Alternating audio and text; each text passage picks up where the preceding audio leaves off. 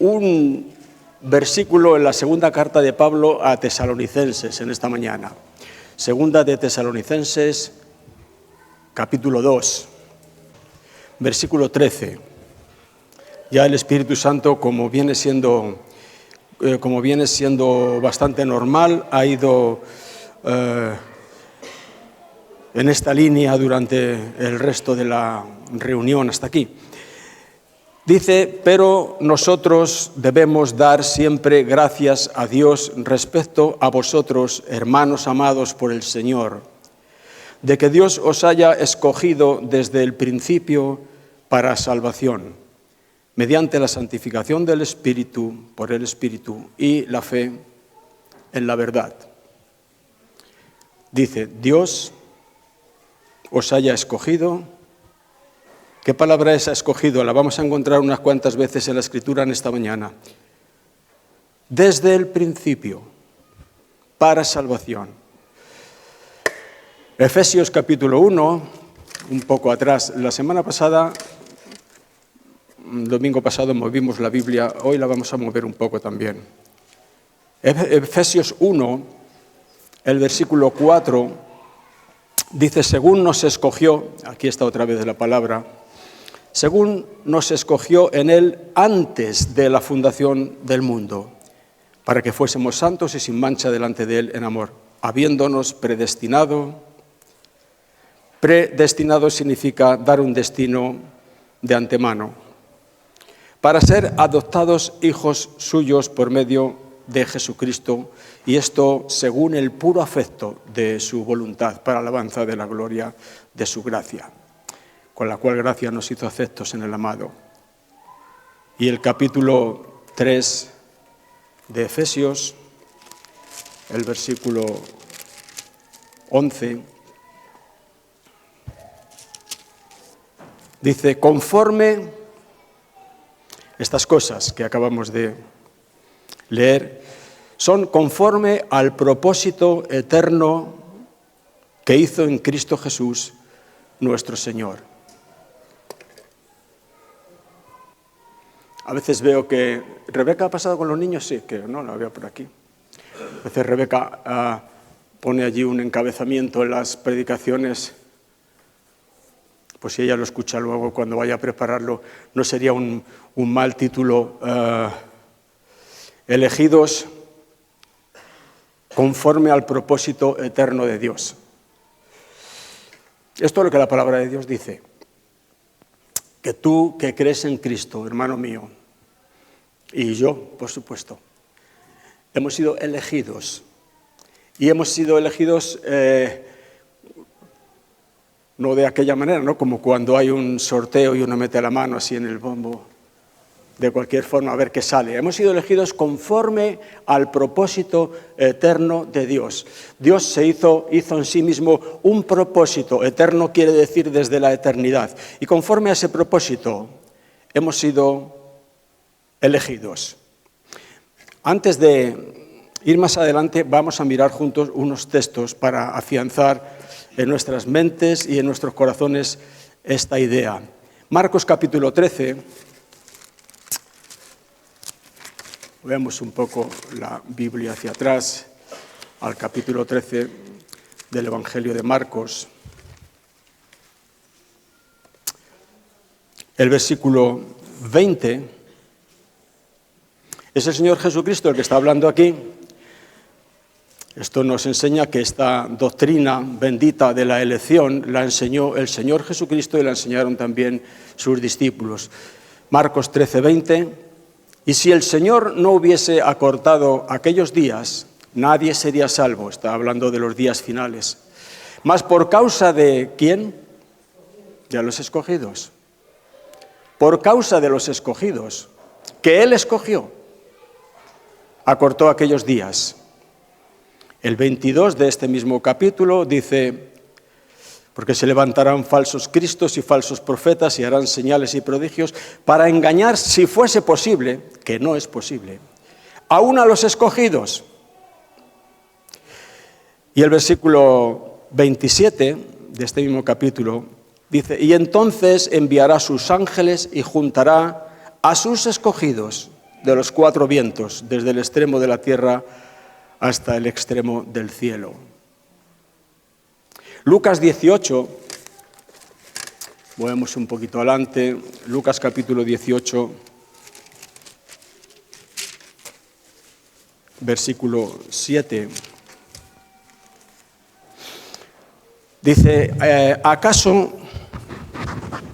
Dios no hará justicia a sus escogidos?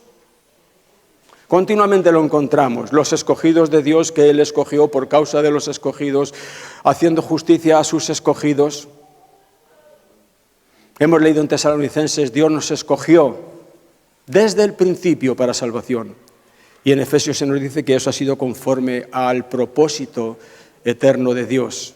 Colosenses 3:12, espero que no nos cansemos de tomar estos textos de la Escritura, porque es una doctrina que le puede parecer mal a la mente natural y es bueno ver que efectivamente está en la Escritura. Colosenses capítulo 3, el versículo 12, dice, vestíos pues como escogidos de Dios, santos y amados, de entrañable misericordia, de benignidad, de humildad, de mansedumbre y de paciencia. Hermano mío, la palabra nos dice aquí que es con estos ropajes, con estas ropas preciosas de domingo, con las que nos tenemos que vestir. Santos y amados, de entrañable misericordia, de benignidad, de humildad. Dios da gracia a los humildes y resiste a los soberbios. El soberbio está dando coces contra el aguijón, pero Dios al humilde lo recibe siempre. Vestidos también de mansedumbre y de paciencia, estos son los frutos del Espíritu Santo. Vestidos así, dice este versículo 12, como escogidos de Dios, como corresponde a los escogidos de Dios, los cuales somos nosotros. Tito 1:1, un poco más adelante. ¿Sabías que hay un libro en la Biblia que se llama Tito? ¿Qué nombre este, no? Se quedaría su padre descansado cuando le puso Tito al niño. Tito. Primera, segunda de Timoteo, luego vamos a Tito, capítulo 1, el versículo 1. Pablo, siervo de Dios y apóstol de Jesucristo, conforme a la fe de los elegidos de Dios. Ahí otra vez. Y ahora pasamos a Juan capítulo 15, que esto ya son, como yo suelo decir, cargas de profundidad. Juan 15, el versículo 16, el Señor Jesús dice, Juan 15, 16, no me elegisteis vosotros a mí, sino que yo os elegí a vosotros. Y os he puesto para que vayáis y llevéis fruto y vuestro fruto permanezca. El versículo 19, un poquito más abajo, si fuerais del mundo, el mundo amaría lo suyo, pero porque no sois del mundo, antes yo os elegí del mundo. Yo os elegí del mundo. Bueno, hemos visto, son más que suficientes, todos, hay muchos más. Todos estos pasajes para demostrar que efectivamente no nos hemos caído del tejado así por casualidad, sino que somos elección de Dios. Estamos aquí creyendo en esta mañana en Jesucristo nuestro Señor con todo nuestro corazón, porque Dios nos ha elegido. Somos elección suya. Nos eligió. Las señoras cuando van a la frutería, yo las he visto que no cogen la fruta según llegan, no, y se la llevan. Eligen.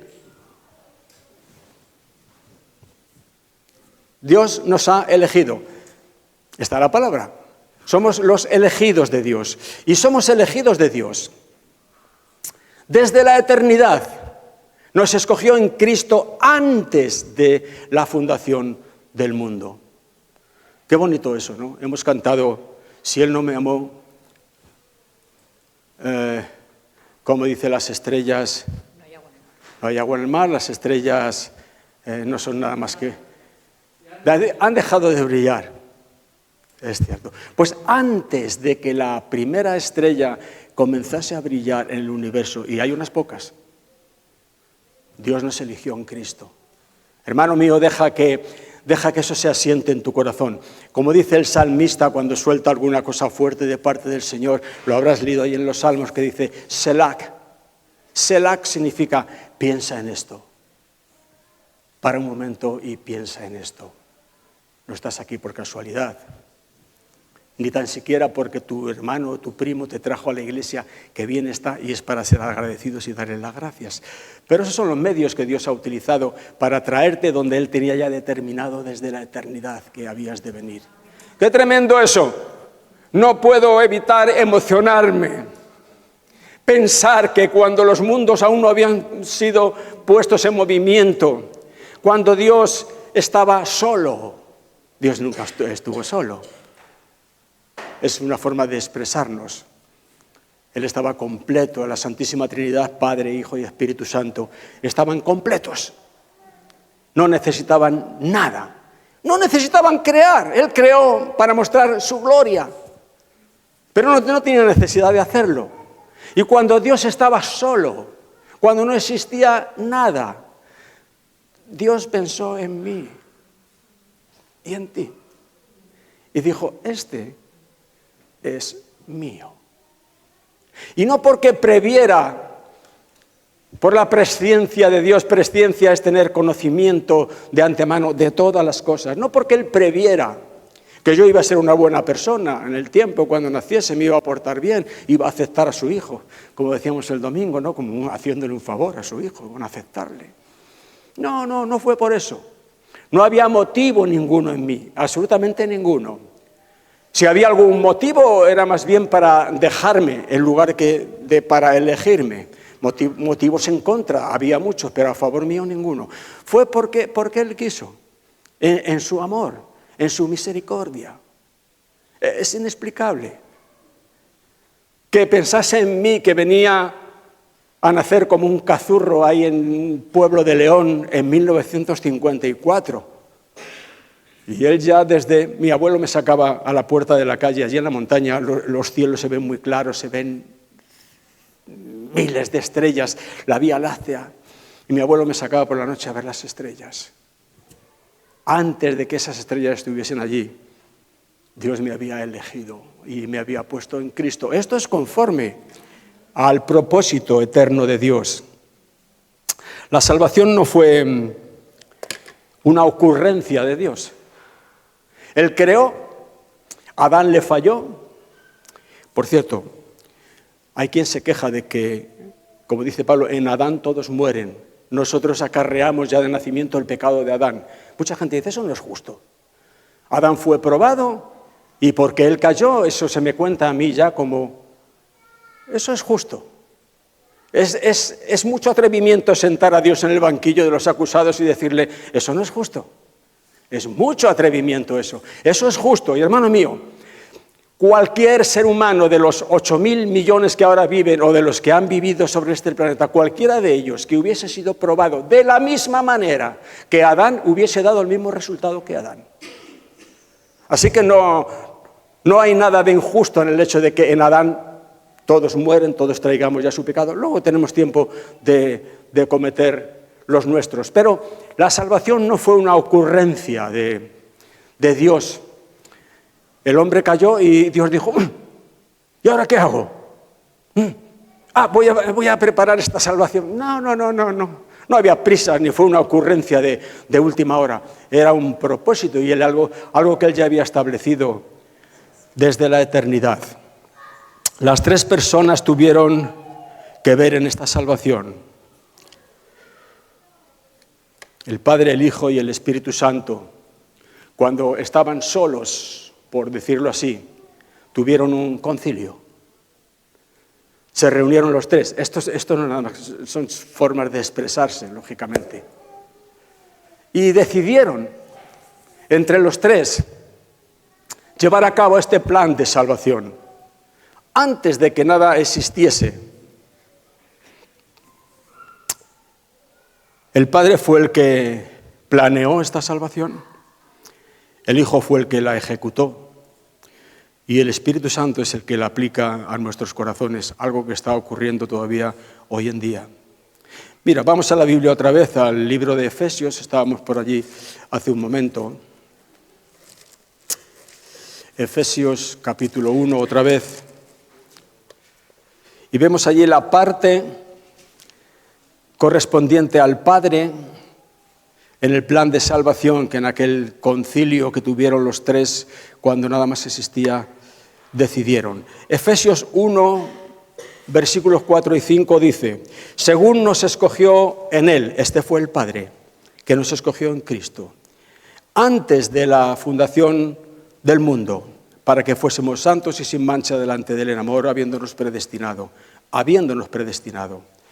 para ser adoptados hijos suyos por medio de Jesucristo, según el puro afecto de su voluntad. Esta fue la labor del Padre. Efesios capítulo 1, versículo 7. Esta fue la labor del Hijo, en quien tenemos redención por su sangre, el perdón de pecados, según las riquezas de su gracia. Fue la parte que el Hijo cumplió. Y Efesios 1:13 es la parte que corresponde al Espíritu Santo. En Él también vosotros, habiendo oído la palabra de verdad, el evangelio de vuestra salvación, y habiendo creído en Él, fuisteis sellados con el Espíritu Santo de la promesa. Esta es la labor del Santo Espíritu que todavía hoy en día se está realizando. La labor del Padre quedó hecha, la labor del Hijo quedó consumada, como Él bien dijo, consumado es. Está todo completado. Ahora, en el tiempo y en el espacio, Dios va llamando a los suyos, a los que ya son sus escogidos desde antes, los va llamando por medio de su Espíritu Santo, los sella con su Espíritu Santo para vida y para siempre. El Padre, qué didáctico esto, ¿no? Me gusta predicar, no sin leer la Biblia hay que leerla y hay que apoyarse en ella, pero me gusta andar un poco más suelto. Si tienes que dar muchas citas, tienes que estar aquí un poco pillado y parece que eso enfría un poco. Me gusta ir más de una forma más viva, pero esto es necesario. El Padre le dio un pueblo al Hijo. Un pueblo. El Padre le dio gente, algunos, un pueblo, como queramos llamarlo. El Padre le dio al Hijo los que Él había escogido desde la eternidad. Se los dio al Hijo. Se los dio al Hijo. Mira, Juan capítulo 17, Evangelio de Juan capítulo 17. Esta es lo que se ha llamado siempre la oración sacerdotal de Cristo al Padre. Juan 17, versículo 6, dice: he manifestado tu nombre a los hombres que del mundo me diste. Esto es lo que Jesús está diciendo al Padre, porque Él está orando al Padre. He manifestado tu nombre a los hombres que del mundo me diste. Tuyos eran y me los diste. Tuyos eran. ¿Desde cuándo eran del Padre? Desde la eternidad. Él nos eligió desde la eternidad. Él en su presciencia nos conoció a cada uno de nosotros y nos eligió. ¿No te alegras de esto? Bendito sea el nombre del Señor. ¡Qué tremendo! Está en la Escritura. Muchos de vosotros ya lo sabéis de sobra, pero otros quizás no habéis puesto los ojos de una forma tan concreta sobre este asunto. Tuyos eran, dice Jesús, eran tuyos. Son tus elegidos, son tuyos. Y tú me los diste, dice Jesús. ¿Para qué le dio el Padre a Jesús los elegidos? Ya lo sabes tú. También o mejor que yo. Versículo 9, 17:9, dice también Jesús: yo ruego por ellos. No ruego por el mundo. Esto es fuerte. El domingo pasado tocábamos un tema espinoso. No ruego por el mundo, sino por los que me diste, porque tuyos son. Vemos a Jesús aquí rogando, orando, por los que el Padre le dio. Es tremendo esto. Hay otro pasaje que conocéis también donde Jesús dice: no ruego solamente por estos, sino por los que han de creer en mí, por la palabra de ellos, por la palabra tuya, por tu compartir el Evangelio, por la predicación del Evangelio, hasta el mismísimo día de hoy, por nuestra predicación. todavía habrá gente que vendrá, porque son los elegidos de Dios desde el principio. Y Jesús dice, ruego también por esos. En Juan capítulo 6 estamos en el 17, Juan 6 un poquito atrás. Espero que esto, una vez concluido, produzca agradecimiento profundo en nuestro corazón a Dios.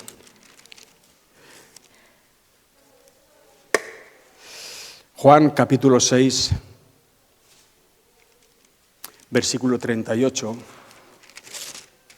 dice, porque he descendido del cielo, dice Jesús, he descendido del cielo, como decía bien Dani, no para hacer mi voluntad, sino la voluntad del que me envió.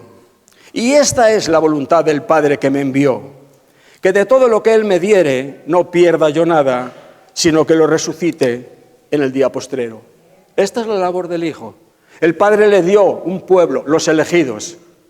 Y Jesús dijo, yo he venido para hacer la voluntad del que me envió. Y la voluntad del que me envió es esta, que de todo lo que Él me dio, los elegidos, no pierda yo nada.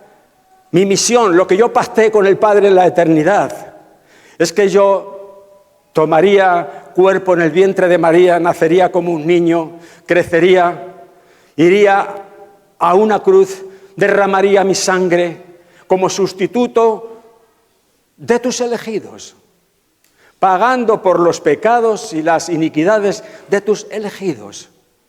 Y Jesús dice, esto es lo que el Padre me mandó y a esto es a lo que he venido,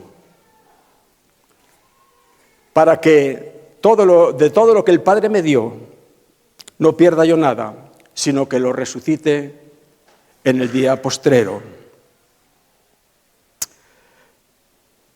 El 39, lo acabamos de leer. Primera de Pedro 1, no vamos a tocar ya muchos versículos más, me parece. Primera de Pedro, capítulo 1.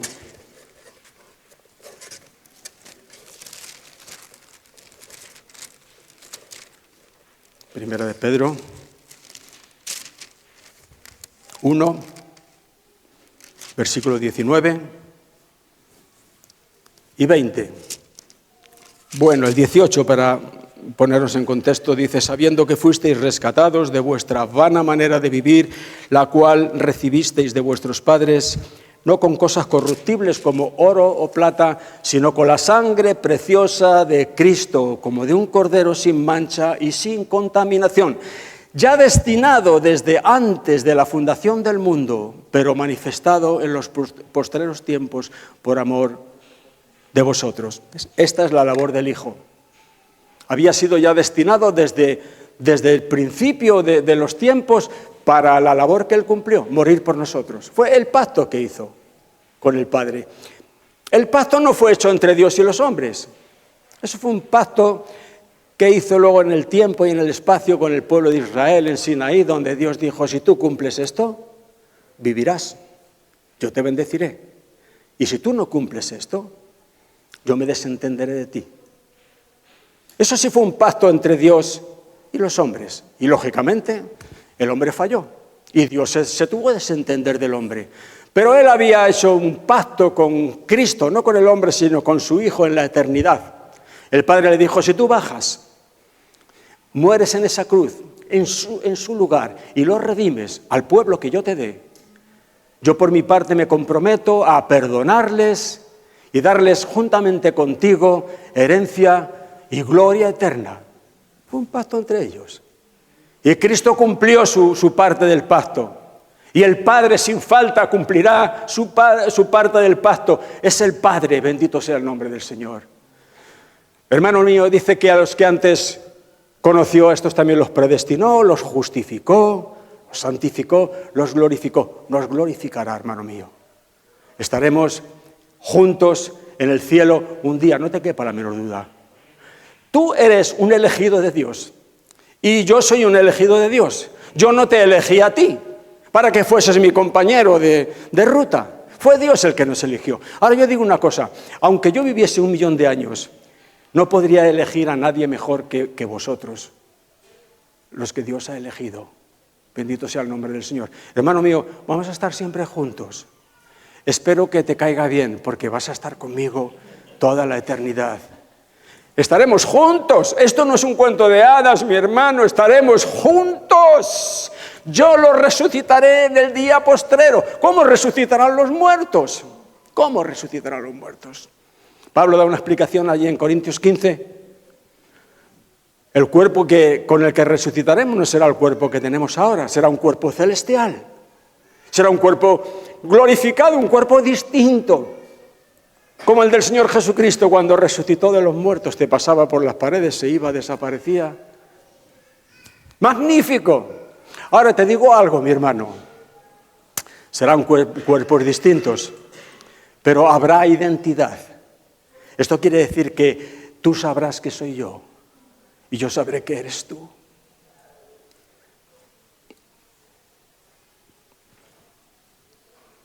Qué corto es este tiempo de vida, qué importancia indebida le damos a veces al tiempo aquí. Y olvidamos que Cristo no vino para bendecirnos aquí solamente, que también nos bendice aquí. El Señor dice, Pablo, el que no escatimó ni a su propio Hijo, sino que lo entregó por todos nosotros, ¿cómo no nos dará también con Él todas las cosas? El que nos dio al novio, ¿cómo no nos va a dar también el ajuar, lo que necesitamos? Pero eso es de aquí. ¿Pero y qué de la eternidad? Jesús vino a verter su sangre por ti y por mí para que tuviésemos una eternidad juntamente con Él. Padre, quiero que donde yo estoy, ellos también estén conmigo para que vean mi gloria. Vendré otra vez y os tomaré a mí mismo, para que allí donde yo estoy, vosotros también estéis. Cuando Él venga, los muertos en Cristo, los que murieron siendo cristianos, siendo creyentes, siendo elegidos, resucitarán primero. Luego nosotros, los que quedamos, los que estemos vivos, cuando Él venga, en un momento, en un abrir y cerrar de ojos, seremos transformados. Recibiremos al Señor en el aire. Y así estaremos siempre con el Señor. Con el Señor, no en el aire. Bendito sea su nombre. Oh Dios santo, sí, hermano, no me extraña que no puedas aguantar de levantar tus manos. Bendito sea el nombre del Señor. Es tan grande esto. Todos los elegidos son ahora el objeto del amor de Dios. Es así. Dios nos ama. Alguien mencionó, quizá José, que no estamos puestos para ira, sino para alcanzar misericordia por medio de nuestro Señor Jesucristo. Hemos alcanzado misericordia por medio del sacrificio de Jesucristo. Ahora somos el objeto del amor de Dios. Ahora, mi hermano, necesitamos, como en todas las cosas, quizá en esta más todavía, la ayuda del Espíritu Santo. Porque es muy fácil decir, sí, creo eso. Es difícil hacer que el corazón crea esto. Se queda esto ahí como en una nebulosa, algo que no acabamos de... Somos el objeto del amor de Dios. Dios nos ama. Cristo dijo que de la misma forma que el Padre lo ama a Él, nos ama también a nosotros. Nos han predicado tan mal que vemos en Dios un Padre justiciero, que lo único que está mirando es saber dónde fallas para apuntarlo y pasarte luego la receta. Eso es del diablo. Mira, hermano, que siempre digo que el diablo asiste a la iglesia, siempre, sin falta. Él siempre está ahí metiendo las narices. Y él, como dice la Escritura, se disfraza como ángel de luz. Y sus ministros, porque él tiene también sus ministros, se disfrazan también como ángeles de luz, pero no son ángeles de luz, son misioneros del diablo, que lo único que traen sobre la iglesia son mentiras condenatorias. Pero hermano mío, tú eres un elegido de Dios desde la eternidad. Cristo vino a morir por ti y por mí. Ahora estamos seguros. No hay más que hacer. ¿Quién te dice que tienes que conducirte bien porque si no vas a perder? ¿Qué vas a perder? Claro que tenemos que conducirnos bien, ya hemos leído ahí de qué forma tenemos que vestirnos como elegidos. Claro que sí, por el amor de Dios. Por el amor de Dios, entre nosotros, ¿cómo no vamos a conducirnos bien? Como dice Pablo, si alguien tiene algo contra otro, de la forma que Cristo nos perdonó, Perdonaos unos a otros. Hermano mío, perdonaos unos a otros. No guardes nada en tu corazón. Claro que tenemos que conducirnos bien. Tenemos que conducirnos bien y vestirnos como elegidos. Pero el hecho de conducirnos bien es una consecuencia de que somos los elegidos de Dios, salvados por la sangre de Jesucristo. No es una condición, ni muchísimo menos. Somos el objeto del amor de Dios. Como me gustaría, como decía un pastor, predicar como un ángel para poder colocar esto en el corazón de cada uno de mis hermanos. Somos objeto del amor de Dios. Dios nos ama. Dios nos ama. Cuando José estaba aquí compartiendo, su niñita ha venido por aquí con su abuelo, estaba pasando por aquí, la estaba mirando y estaba pensando, ¿cuánto no amará José a esta niña? Hermano mío, Dios te ama. Eres su hijo. Al igual que esta niñita es la hija de José. Dios te ama, mi hermano. Pido la ayuda del Espíritu Santo para que abra nuestros corazones y creamos esto hasta lo profundo de nuestro ser. Somos objeto del amor de Dios. No hay nada en contra nuestra, nada. Puedes pensar en tu metedura de pata de esta mañana antes de venir aquí o alguna de entre semana. Hermano mío, Cristo se llevó eso. Cristo pagó por eso. No hay absolutamente nada que haya quedado pendiente, no hay ningún cabo suelto. Él pagó por todo. Ahora, delante de Dios estamos tan limpios como el mismo Señor Jesucristo. Al que no cometió pecado, por nosotros lo hizo pecado, para que nosotros fuésemos hechos justicia de Dios en Él. Hermano mío, tú eres la justicia de Dios en Cristo. Esto es lo que Dios dice. No me importa lo que te digan los predicadores que no saben ni de dónde les da el aire, ni lo que diga, como suele decir, tu vecino del cuarto. Me importa lo que dice Dios de ti. Tú eres la justicia de Dios en Cristo. Y Dios te ama, mi hermano, Dios te ama. Dios te ama. Recuerdo este tiempo que estuve ingresado en el hospital. Para mí ha sido una experiencia fuerte. Ha sido fuerte, entre otras cosas, porque había un riesgo cierto de poder morir. Una leucemia no es una enfermedad leve. De hecho, cuando yo le pregunté a la doctora qué posibilidades había de salir de este atolladero, ella me dijo, 50-50, Antonio, hasta que no se vaya viendo esto no te podemos decir. Luego, más tarde, me he enterado que mucha gente muere de leucemia. Mucha gente. Aún hoy en día, que hay tanto adelanto, consiguen sanar la leucemia, pero mueren por los efectos secundarios de la medicación sobre su cuerpo, porque ya traían achaques, estaban tocados. Se muere mucha gente por eso. Y yo recuerdo las 2 primeras noches en el hospital que confronté esta realidad y esta posibilidad de morir. Podía morir. De tal forma que llegué a sentirlo, a verlo con mis propios ojos y decir, ¿puedo morir? Pues posible que me saquen de aquí en una caja. Y fue algo grande comprobar que no tuve miedo. No fui yo que sea más guapo que nadie ni más valiente, no. Es por el hecho de que la gracia de Dios es siempre suficiente. Alguien preguntaba a un pastor, ¿pastor, tiene usted gracia para morir? Él dijo, no, tengo gracia para vivir. Dios me dará gracia para morir cuando la necesite. Y allí vi la gracia de Dios que era para conmigo más que suficiente. No tuve miedo, podía morir en ese momento, partir al otro lado. Yo sabía quién era, yo sabía que cuando me presentase delante de Dios llevaba a alguien a mi lado, mi sustituto. Él dijo, yo te capitanearé aún más allá de la muerte. Sabía que Él pasaba conmigo, sabía que iba al mundo de la luz. Nunca tuve angustia, nunca tuve miedo. Dios nuestro Señor sabe que hablo verdad y que eso viene a justificar que su gracia es siempre suficiente. Se comentaba en esta mañana, pasaremos por problemas, por el agua, por el fuego. Ten por seguro, mi hermano, de que tú eres el objeto del amor de Dios y su gracia será siempre suficiente para ti. Siempre, bendito sea su nombre, bendito sea su nombre.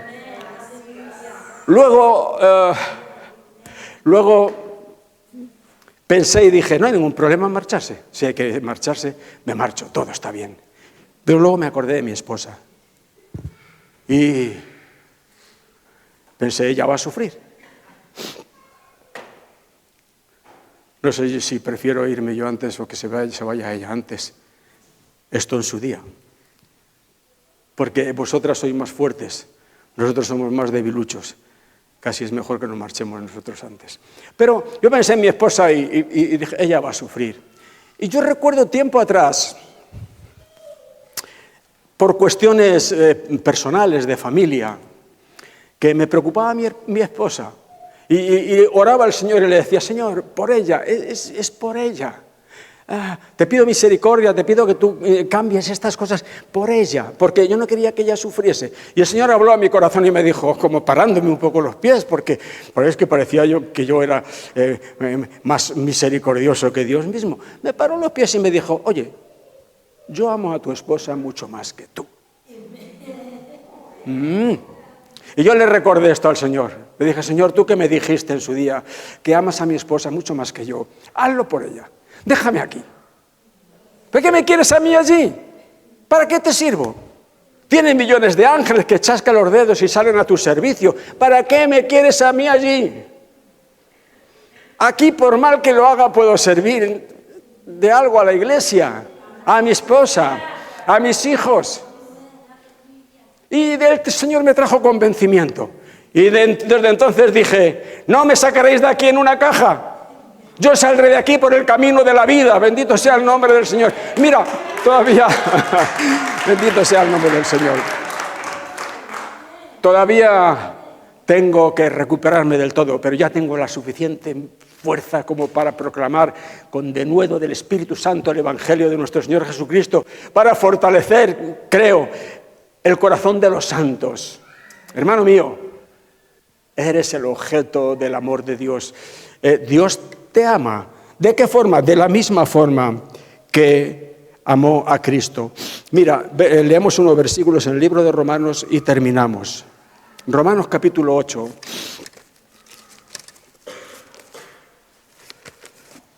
Epístola de Pablo a los Romanos, el capítulo 8.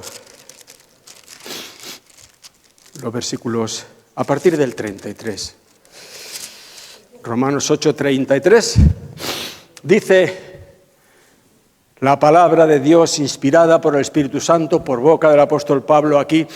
¿Quién acusará a los escogidos de Dios? ¿Quién acusará a los escogidos de Dios? ¿Eres tú un escogido de Dios? ¿Eres tú un elegido de Dios? ¿Que cómo lo sabes? ¿Crees en Cristo? Claro que crees. Aunque tu fe sea débil, es más que suficiente. Si tú crees en Cristo, esa es una señal de que tú eres un elegido de Dios. Dice, ¿quién acusará a los escogidos de Dios? ¿Quién? ¿Quién? ¿Quién los acusará? ¿Algún predicador con muy buena fe de su parte, pero con muy poco tino, con muy poca certeza, con muy poca sabiduría, puede acusarte desde el púlpito? Esto de tirar pedradas a los escogidos de Dios, esto de sacar a relucir los trapos sucios, los pecados de los escogidos de Dios, todos esos trapos sucios que ciertamente eran nuestros y todos esos pecados que ciertamente los cometimos nosotros, Cristo se los llevó en su cuerpo sobre el madero, se los llevó todos, Eso es lo que dice la palabra de Dios, no lo digo yo. ¿Quién te va a acusar a ti? ¿Quién acusará a los escogidos de Dios? Dice a continuación, Dios es el que justificó. Dios es el que justifica. Hermano mío, si Dios te justifica, ¿quién te va a acusar? Como decía, creo que José, no consientas que nadie te desvíe del camino ni te ponga la cabeza como un... No puede acusarte nadie, ni el acusador por excelencia que es el diablo y siempre está ahí metiendo el dedo. Él viene, es el acusador por excelencia, y viene al padre y dice, mira lo que cometió tu hijo, este es tu hijo, este es el que... Mira lo que cometió. Pero la Biblia dice que Jesucristo, después de hacer el sacrificio por nuestros pecados, resucitó, ascendió y está sentado intercediendo por nosotros a la derecha del Padre. Eso quiere decir que cada vez que viene el acusador acusándote, tú lo sentirás en tu corazón. A veces las acusaciones que hace son muy dañinas porque tocan lugares reales donde sabe que nos duele. Pero Cristo está allí sentado a la derecha del Padre y le dice, papá o padre, como Él le diga, yo también pagué por eso. Y el Padre, como juez justo, le dice al diablo, anda y arrea. Como decía el humorista, anda y date una vuelta, hermoso. Esta es la labor del Señor. Estas cosas os he escrito para que no pequéis, hermanos míos. No estamos predicando, ni estamos dando una carta blanca para que cada uno viva como le dé la gana. Vosotros sabéis que no. Además, precisamente este Evangelio de la Gracia es el que transforma nuestros corazones de forma que nos hace santos. Es el mejor camino para evitar el pecado. Juan dice, estas cosas os he escrito para que no pequéis. Pero si alguno hubiere pecado, ni se le ocurra volver a aparecer por la iglesia. Porque lo va a coger el pastor y lo va a meter allí en el cuartito en disciplina. No, si alguno hubiere pecado, abogado tenemos para con el Padre, a Jesucristo el justo. Mira que se le llama a Jesucristo el justo. Con esa justicia nos hizo justos a nosotros. No, hermano mío, no hay nadie que pueda acusar a los elegidos de Dios, a los escogidos de Dios, porque Dios mismo es el que justifica. ¿Quién es el que condenará? Cristo es el que murió. Más aún el que también resucitó, el que además está a la diestra de Dios, el que también intercede por nosotros, como comentábamos. Ahora dice el 35, ¿quién nos separará del amor de Dios? Hermano mío, nadie nunca podrá separarte del amor de Dios que es en Cristo. Selah, piensa en eso. Párate un momento y piensa en eso. Nadie nunca podrá separarte del amor de Dios. ¿Quién nos separará? ¿La tribulación? ¿La angustia? Su gracia será siempre suficiente. ¿La persecución? ¿El hambre? El hambre tampoco. Y menos en este tiempo que vivimos. El Salmo 23 dice, mi copa está rebosando. El pastor Spurgeon decía, y mi plato también. No, el hambre tampoco nos va a apartar. Ya, como decía bien Dani, el Señor se va a encargar de suplir todo lo que nos falta, conforme a sus riquezas en gloria. ¿La desnudez? No. ¿Peligro? ¿La espada? El versículo 37 dice antes, en todas estas cosas somos más que vencedores por medio de aquel que nos amó. Su gracia será siempre suficiente. Por lo cual, dice el 38, estoy seguro. Hay otras versiones que dicen, por lo cual he sido convencido. Me gusta más eso, porque el estoy seguro parece algo mío, pero he sido convencido por el Espíritu de Dios. Eso es mucho más certero y mucho más seguro.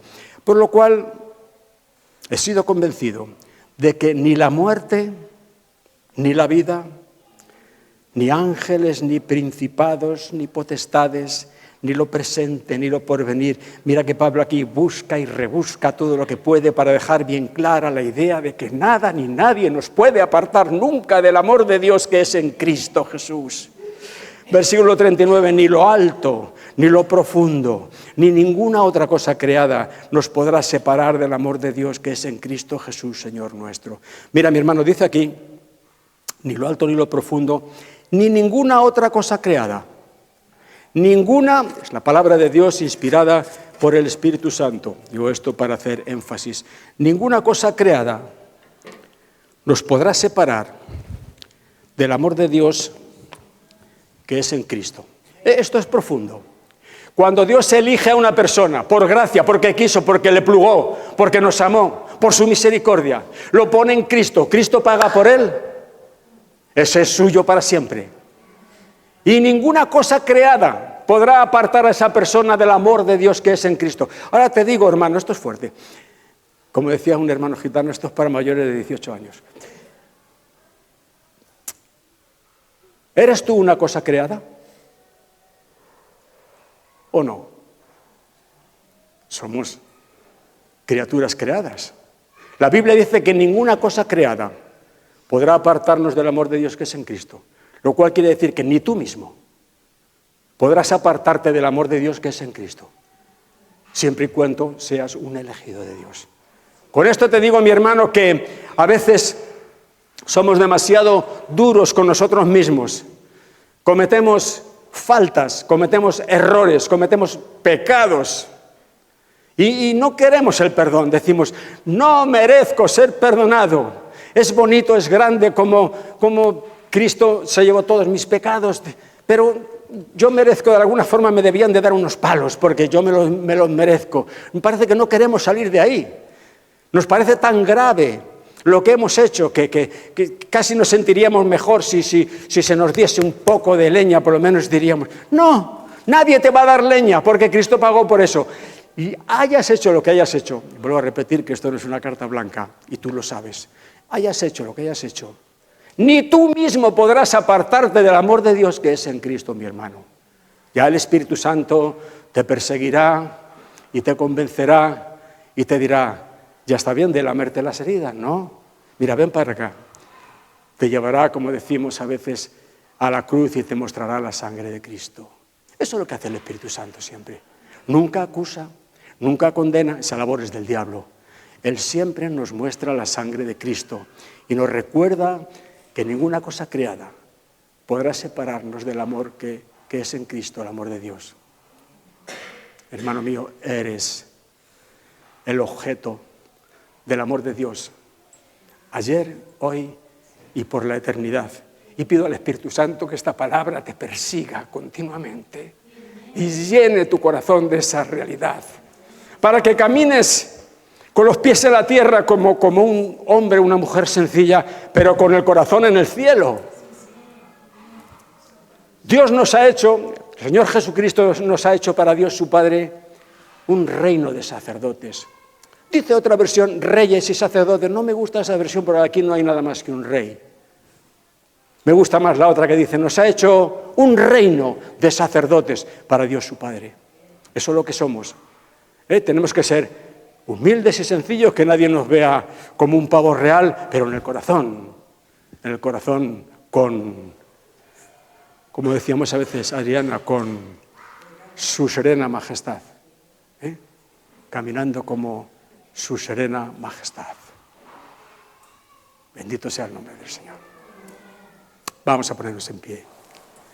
Damos gracias a Dios por esta reunión preciosa, por este tiempo precioso de alabanza que hemos tenido. Doy gracias a Dios también por los niños, por las personas que se dedican a entrar allí dentro con los niños, a enseñarles una labor opaca que se ve poco, pero que es tan importante. Bendito sea el nombre del Señor. Todos los que hacéis estos trabajos y otros trabajos como limpiar esto, ordenarlo, trabajos que no se ven, os recuerdo, hermanos, que vuestro trabajo en el Señor no es en vano. Él os dará su recompensa. Padre, gracias te damos, Señor, como siempre, por habernos movido en esta mañana de domingo a venir a este lugar de reunión. Te agradecemos, Señor, tu presencia en medio nuestro, tu unción, tu amor, Señor. Nunca podremos agradecerte bastante tu amor hacia nosotros, el habernos elegido, oh Dios, el habernos puesto en Cristo. Ahora somos tus hijos, somos de tu familia, bendito sea tu nombre. Somos tu familia. Padre, que cada uno de mis hermanos aquí pueda sentir durante toda la semana y durante todos los días de su vida que son el objeto de tu amor, siempre son el objeto de tu amor, que tú los amas. Bendito seas, que tú caminarás siempre con ellos conforme a tu promesa, que tu gracia será siempre suficiente para ellos y que tú los sacarás siempre, Señor, a buen término. Bendito sea tu nombre. Te damos las gracias por todo esto, sobre todo por tu presencia en medio nuestro. Si tu presencia no estuviese con nosotros, Señor, ¿qué sería esto? Una reunión de vecinos. Pero tu presencia hace la gran diferencia. Y te damos las gracias y la gloria por todo en el nombre de Jesucristo nuestro Señor. Amén.